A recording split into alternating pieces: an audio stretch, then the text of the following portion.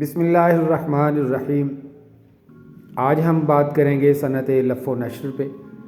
لف کے معنی لپیٹنا اور نشر کے معنی کھولنا، ظاہر کرنا یا پھیلانا کے ہیں۔ ایک مصرعے میں چند چیزوں کا ذکر کر کے دوسرے مصرعے میں ان چیزوں کے مناسبات کو ظاہر کرنا صنعت لف و نشر ہے۔ ایک مصرعے میں کچھ الفاظ کو لپیٹ کر بیان کیا جاتا ہے، جبکہ دوسرے مصرعے میں ان الفاظ کے متعلقات یا مناسبات ذکر کر کے ان الفاظ کو کھولا جاتا ہے۔ لف و نشر کی 3 قسمیں ہیں: لف و نشر مرتب، لف و نشر غیر مرتب اور لف و نشر معکوس الترتیب۔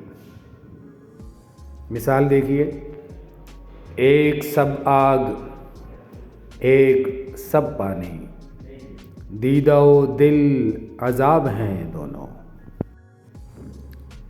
یہ لف و نشر غیر مرتب کی مثال ہے۔ پہلے مصرعے میں آگ اور پانی کا ذکر ہے اور دوسرے مصرعے میں انہی 2 لفظوں کی وضاحت کی گئی ہے، لیکن پہلے مصرعے میں آگ کا ذکر پہلے ہے اور آگ کی مناسبت سے دوسرے مصرعے میں لفظ دل ہے، اور اسی طرح پہلے مصرعے میں لفظ پانی کی مناسبت سے دوسرے مصرعے میں دیدہ لفظ آیا ہے۔ تو پہلے اور دوسرے مصرعے میں الفاظ کی ترتیب ایک جیسی نہیں ہے، اس لیے یہ لف و نشر غیر مرتب ہے۔